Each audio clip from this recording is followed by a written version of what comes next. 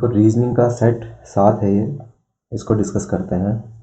तो पहला क्वेश्चन है कि ये जो भी तुम्हें दिया गया है इसमें स्टार के स्थान पर हम क्या रखें कि ये समीकरण संतुष्ट हो जाए।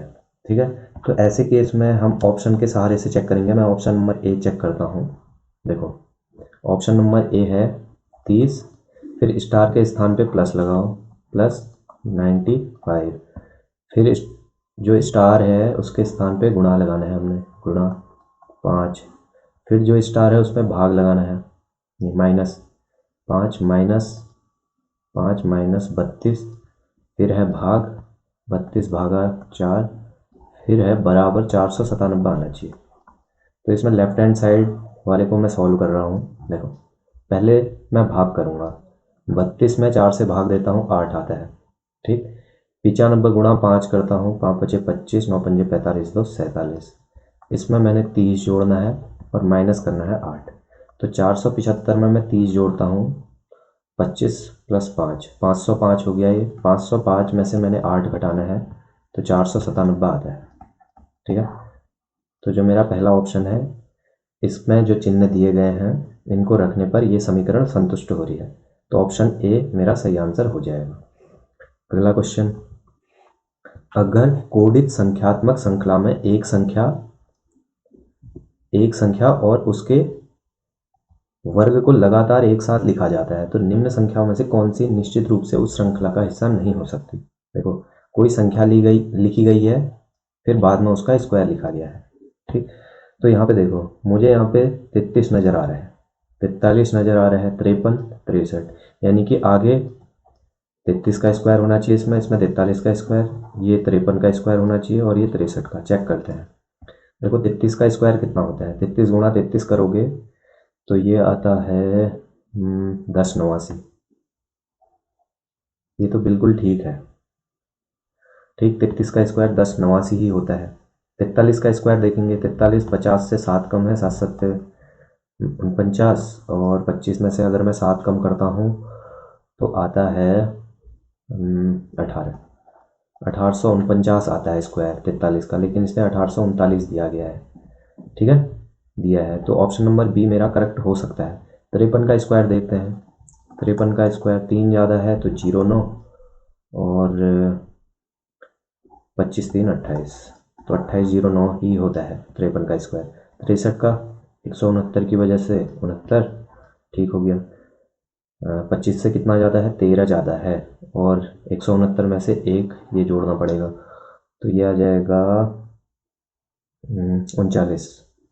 ठीक है, 13 जोड़ता हूँ 38 और 1 39, 39 69, ये भी ठीक लग रहा है। तो यहाँ पे बचा क्या 2809, 43 18 39, ये इसका सही आंसर हो जाएगा। क्यों? क्योंकि 43 का स्क्वायर होता है 1849। तो इसको खुद से भी चेक कर सकते हो। ठीक है, तो अगले क्वेश्चन की तरफ बढ़ते हैं। देखो अगला क्वेश्चन है ब्लड रिलेशन का। ऐसे क्वेश्चन में मैं हमेशा देखूंगा जो चिन्ह है उसका मतलब क्या है। देखो चिन्ह का मतलब है, ये जो एंड है इसका मतलब है बहन, जो ये परसेंटेज है इसका मतलब है भाई, ठीक, और ये डॉलर का साइन दिख रहा है इसका मतलब है माता, ठीक, और बराबर का अर्थ है पिता। अब मैं यहाँ पे देखूंगा फॉरवर्ड रिलेशन है या बैकवर्ड रिलेशन है।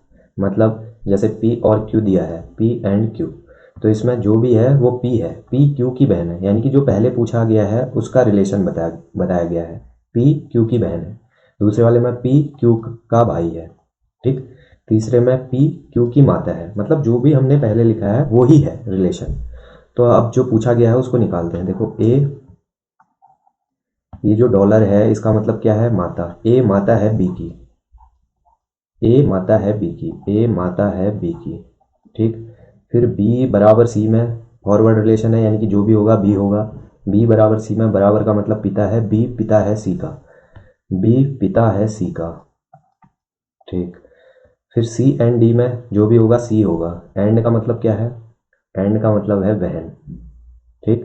एंड का मतलब बहन, तो सी बहन है किसकी, डी की। तो अब हमसे पूछा गया है सी ए से किस प्रकार संबंधित है, सी ए से किस प्रकार संबंधित है। सी के पिता बी की माता ए, यानी कि सी की दादी है ए और सी की दादी है ए और ए की पोती है सी। हमसे पूछा गया है सी का रिलेशन, सी ए से वाला जहाँ पे भी होगा उसको नहीं बताना है, यानी कि ए वाला नहीं बताना, हमने सी बताना है। तो सी क्या है, पोती है, तो ऑप्शन नंबर डी इसका सही आंसर हो जाएगा। अगले क्वेश्चन की तरफ बढ़ते हैं। देखो अगला क्वेश्चन है, यदि ए प्लस बी बड़ा है सी प्लस डी से, ए प्लस बी बड़ा है सी प्लस डी से। दूसरा वाला केस है बी प्लस सी बड़ा है ए प्लस डी से। तो यहाँ से रिलेशन बताना है क्या आएगा, ठीक है। तो मैं अगर देखो दोनों को ऐड करता हूँ, लेफ्ट हैंड साइड वालों को ऐड करो, ए प्लस बी, यानी कि ए प्लस 2b बचा क्या सी, ये बड़ा हो जाएगा। इन दोनों को ऐड कर लो, C plus D plus D 2d और बचा क्या ए। तो यहाँ ए और सी मुझे दोनों साइड दिख रहे हैं तो इनको कैंसिल कर दो। तो यहाँ पे 2b बड़ा हो जाएगा 2d से, 2 से 2 भी कैंसिल करो तो b बड़ा होगा d से, ठीक है। तो इस क्वेश्चन का जो सही आंसर हो जाएगा वो हो जाएगा ऑप्शन नंबर ए, b बड़ा होगा d से। अगले क्वेश्चन की तरफ बढ़ते हैं। अंग्रेजी कैलेंडर के अनुसार फरवरी माह में अधिकतम कितनी तिथियां अभाज्य संख्याएं हो सकती हैं, ठीक है। फरवरी का महीना 28 होता है नॉर्मल ईयर में और 29 होता है लीप ईयर में। तो अधिकतम पूछा गया है तो 29 वाले को कंसीडर करेंगे। तो हमें पता है कि जो अभाज्य संख्या होती है वो 2 से शुरू होती है, 2 3 5 7 11 13 17 19 23 29, यही होता है ना, 23 24 25 26 27, इनमें से कोई नहीं होता, 29 होता है, ठीक है। तो यहाँ पे ये कितनी अभाज्य संख्या है, 1 2 3 4 5 6 7 8 9 10 अभाज्य संख्या है। तो ऑप्शन नंबर ए इसका सही आंसर हो जाएगा। अगले क्वेश्चन की तरफ बढ़ते हैं। देखो अगला क्वेश्चन है, एक ठोस के किनारों की संख्या निकालें जिसके 10 सतह हैं और 16 शीर्ष हैं। देखो इसके लिए कोई फॉर्मूला है नहीं, ठीक, मतलब इसको कॉमन सेंस से भी कर सकते हो। कैसे करोगे, जैसे तुम्हें पता है क्यूब का, है ना, क्यूब का तुम्हें पता है कि कितने इस पे किनारे होते हैं, कितनी फलक होती है, कितने कोने होते हैं। तो यहाँ पे हम देखते हैं, देखो इसमें कितने कोने होते हैं, कोने मतलब वर्टिसेस। तो कोने 1 2 3 4 5 6 7 8 कोने, तो 8 यहाँ पे शीर्ष हैं, ठीक। उसके बाद किनारे कितने हैं इसके, 1 2 3 4 3 7 2 9 और 10 11 12 क्या होते हैं इसके किनारे, ये वैसे याद होना चाहिए, ठीक। और 6 इसमें होती हैं फलक यानी कि 6 सरफेस। तो यहाँ से देखो सतह और शीर्ष दिए गए हैं, सतह फलक और शीर्ष दिए गए हैं, तो इन दोनों को जोड़ो, 8 6 14 और 14 में से मैं 2 माइनस करता हूँ तो मेरे पास किनारे मिल जाते हैं, ठीक है। यानी कि मैंने शीर्ष और फलक को ऐड किया, उसमें से 2 घटा दिया तो मेरे को किनारे मिले। तो वही कॉन्सेप्ट मैं यहाँ पे भी लगाता हूँ। देखो 10 सतह है, इसकी सतह को प्लस करो शीर्ष से, कितनी है 16 प्लस 10 26, इसमें से 2 घटा दो यानी कि 24, तो 24 इसमें क्या हो जाएंगे किनारे। तो ऑप्शन नंबर सी इसका सही आंसर हो जाएगा। अगले क्वेश्चन की तरफ बढ़ते हैं। देखो अगला क्वेश्चन है, 1 से 100 के बीच में युग्म अभाज्य संख्याओं के कितने जोड़े हैं। युग्म अभाज्य संख्या मतलब जो भी 2 अभाज्य संख्या आएंगी उनके बीच का अंतर 2 होना चाहिए, ठीक है। अब पहले यहाँ पे देखो, अगर अभाज्य संख्या तुम्हें नहीं पता है तो उसके लिए एक तरीका मैं बताता हूँ तुम्हें। देखो अभाज्य संख्या हमें पता है 2 से शुरू होती हैं, 2 3 5, ये तो ठीक है। उसके बाद हम 6 का पहाड़ा लिखते हैं, 6 12 18 24 30 36 42 48 54 60 66 72 78 84 90 और फिर 96, 100 तक की लिख दिए, मतलब 6 के पहाड़ा, 6 का जो पहाड़ा है वो लिख दिया। तो जो अभाज्य संख्या होंगी वो 6 के पहाड़े से या तो पहले होंगी, 6 के मल्टीपल से या तो पहले होंगी या बाद में होंगी। देखो 6 से इधर होता है 5, 6 के बाद होता है 7, तो यह भाज्य संख्या है। 12 से पहले 11 और 12 के बाद 13, 18 से पहले 17, 18 के बाद 19, 24 से पहले 23, फिर 25, ये नहीं होता है। और 30 से पहले 29, 30 के बाद 31, 36 से पहले 35, फिर 37, तो 35 नहीं होता है। 42 से पहले 41, फिर 43, 48 से पहले 47, फिर 49, 49 अभाज्य संख्या नहीं है। 54 से पहले 53, फिर 55, 55 नहीं है। 60 से पहले 59, फिर 61, 66 से पहले 63, फिर 65, ये दोनों नहीं है। 72 से पहले 71, 73, ये दोनों हैं। 78 से पहले 77 और 78 के बाद 79, तो 77 नहीं है। 84 से पहले 83, फिर 85, 85 नहीं है। 90 से पहले 89, फिर 91, 91 नहीं होता है। 96 से पहले 95, फिर 97, तो 95 नहीं होता है। तो यहाँ पे ऐसी अभाज्य संख्याएं देखनी है हमने जिनमें 2 का अंतर हो। तो देख लो, 2 और 3 से शुरू करें तो 1 का अंतर है, ये तो नहीं हो सकता। 3 और 5 हो सकती है, 1 ये मिला, 3 5, ठीक है।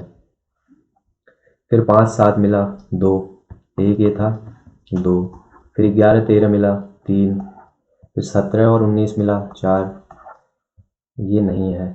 29 और 31 मिला, 5, ठीक है। 41 और 43 मिला, 6, 59 और 61 मिला, 7, फिर उसके बाद मुझे 71 और 73 मिलता है, 8। उसके बाद कोई भी ऐसी 2 प्राइम नंबर्स नहीं है जिनमें 2 का अंतर हो। तो यहाँ पे कितने युग्म हो जाएंगे, 8। तो ऑप्शन नंबर 20 का सही आंसर हो जाएगा। देखो अगला क्वेश्चन है, दिए गए विकल्पों में अनुपस्थित संख्या का चयन करें, ठीक है। तो अब हमने रिलेशन देखना है। या तो देखो, या तो रो में हो सकता है या कॉलम में हो सकता है कुछ ना कुछ, ठीक है। तो हम यहाँ पे देखो, अगर मैं रो में देखता हूँ तो देखो 56 में 21 जोड़ोगे 70 नहीं मिलता है। लेकिन अगर 56 में से 21 घटाते हो, 56 में से 20 घटाओगे 36, एक और घटाओगे 35, तो 35 का डबल है 70। दूसरे वाले में देखो, 87 में से 45 घटा दो, 45 से 85 में जाता हूँ तो 40, तो 42, और 42 दोनों आता है 84।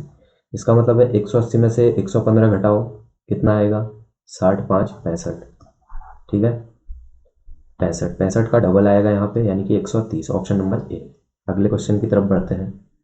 देखो अगला क्वेश्चन है, 25 पैसे और 20 पैसे के कुल 324 सिक्के हैं जिनका योग 71 रुपये है। 20 पैसों के सिक्कों की संख्या निकालनी है हमें। देखो कुल कितने सिक्के हैं, 324। तो मान लो कि 25 पैसे के x सिक्के हैं, ठीक है, और 20 पैसे के 324 सिक्के हैं, नहीं मतलब y मान लो, 20 पैसे के y सिक्के हैं, ये 20 पैसा हो गया। इन दोनों को प्लस करके मेरे पास कुल कितने सिक्के हैं, 324, ठीक है। अब देखो 25 पैसे के सिक्कों से बने रुपए कितने होंगे, अगर मेरे पास x सिक्के हैं 25 पैसे के। अगर मेरे पास 25 पैसे के 2 सिक्के होते, और 25 पैसा मतलब 1/4 रुपया, 25/100 करेंगे तो 1/4 आएगा, गुणा 2, यानी कि कुल कितने रुपए होते, 2/4। कैसे आया ये, 25 पैसे के जितने सिक्के हैं उससे मल्टीप्लाई करके, और 25 पैसे को मैंने रुपए में बदल दिया। तो 25 पैसे को अगर मैं रुपए में बदलता हूँ तो 1/4 रुपये, ठीक है। गुणा करूँगा x के साथ, क्यों, क्योंकि मुझे चाहिए कि जो 25 पैसे के सिक्के हैं उनसे कुल कितने रुपए बने, ठीक है। तो 25 जो पैसा है उसकी face value into number of coins, ये अमाउंट मिला। और 20 पैसे के सिक्कों से बने रुपए कितने होंगे, 20 पैसे को क्या लिख सकता हूँ मैं, 1/5 रुपये। इसको मैं गुणा करूंगा सिक्कों की संख्या के साथ। 20 पैसे के कितने सिक्के हैं, y, तो ये हो जाएगा मेरा 20 पैसे के सिक्कों से बने रुपए, और ये टोटल रुपए हैं 71। अब देख लो, इसको सॉल्व करते हैं। देखो ये आ जाएगा 5x प्लस 4y बट्टे 20 बराबर 71। 20 उधर गया तो गुणा कर देंगे, ये आ जाएगा कितना, 2 7 दूना 14, 1420, ठीक। अब मैंने निकालना है 20 पैसे के सिक्के, यानी कि y वाली वैल्यू देखनी है। तो ये मेरे पास समीकरण नंबर 1 है, ये मेरे पास समीकरण नंबर 2 है। तो देख लो, देखो पहले वाले समीकरण को मैंने x गायब करना है तो इसको 5 से मल्टीप्लाई कर लो, 5x, ये 5y और ये गुणा 5 हो जाएगा। 324 को गुणा 5 करता हूँ तो कितना आ जाएगा, ये 16, 16 दूना 32, 2 दूना 1620 आ जाएगा। तो मेरे पास दो समीकरण है, 5x प्लस 5y बराबर 1620 और 5x प्लस 4y बराबर 1420। अब एक में से दो को घटा दो तो लेफ्ट हैंड साइड से लेफ्ट हैंड साइड घटेगा, तो 5x से 5x गया, 5y में से 4y जाएगा, y बचेगा। और मेरे पास 1620 में से तुम 1420 घटाते हो तो 200 आता है। तो मेरे पास जो 20 पैसे के कितने सिक्के थे, y क्या था, 20 पैसे के सिक्के, तो y बराबर 200। तो ऑप्शन नंबर सी इसका सही आंसर हो जाएगा। देखो किसी दिए गए महीने की 14वीं तारीख को कौन सा दिन होगा, ये पता करना है। कथन एक है, महीने का आखिरी दिन बुधवार है। तो दिया गया महीना है तो 30 को भी मान सकते हो, 31 को भी मान सकते हो, ठीक है। अगर मैं 31 को मान के चल लूँ, ठीक है, तो महीने का आखिरी दिन बुधवार है, तो 7 इससे कम करो, 31 में से 7 कम करोगे कितना आएगा, 24, 24 में से 7 कम करो तो ये आ जाएगा 17, ठीक है। तो 31 को भी बुधवार था, 24 को भी बुधवार है, 17 को भी बुधवार है, ठीक है। और 16 को क्या होगा, मंगलवार, 15 को क्या होगा, सोमवार, और 14 को क्या होगा, रविवार। तो हम 14वीं तारीख को कौन सा दिन है ये कथन एक से तो निकाल सकते हैं। कथन दो दूसरे से देखो, अगर हमारे पास कथन एक ही होता तो हम निकाल लेते 14वीं तारीख। अब कथन दो भी दिया है कि महीने का तीसरा शनिवार 17वीं तारीख को था, तो 17 तारीख को महीने का तीसरा शनिवार था। तो 17, 16, 15, 14, शनिवार, शनिवार से पहले शुक्रवार, शुक्रवार से पहले बृहस्पतिवार, बृहस्पतिवार से पहले बुधवार, ठीक है। तो मतलब अगर हमारे पास कथन एक होता तब भी हम पता कर सकते थे कि 14वीं तारीख को कौन सा दिन है। अगर कथन दो ही होता तब भी हम पता कर सकते हैं। अब या तो कथन एक हो या कथन दो हो हमारे पास, लेकिन ऑप्शन में कुछ इस टाइप से है नहीं। देखो कथन दो अकेले प्रश्न देने के लिए पर्याप्त है, ये सही है, लेकिन कथन एक भी पर्याप्त है, तो इसको मैं अभी के लिए गलत मानता हूँ, ठीक है। दोनों कथन प्रश्न का उत्तर देने के लिए पर्याप्त नहीं है, ये तो गलती हो गया। कथन एक अकेले प्रश्न का उत्तर देने के लिए पर्याप्त है, ये भी ठीक है। तो पहला वाला भी सही है, पर्याप्त तो है। तो या तो कथन एक होना चाहिए या कथन ऑप्शन होना चाहिए, कथन ए या कथन सी, दोनों से हम कर सकते हैं। तो इसमें मैं ऑप्शन डी के साथ जाऊंगा, दोनों कथन प्रश्न का उत्तर देने के लिए आवश्यक है। आवश्यक तो नहीं है लेकिन निकल सकता है, तो ऑप्शन नंबर डी अभी के लिए सही मान सकते हो, ठीक।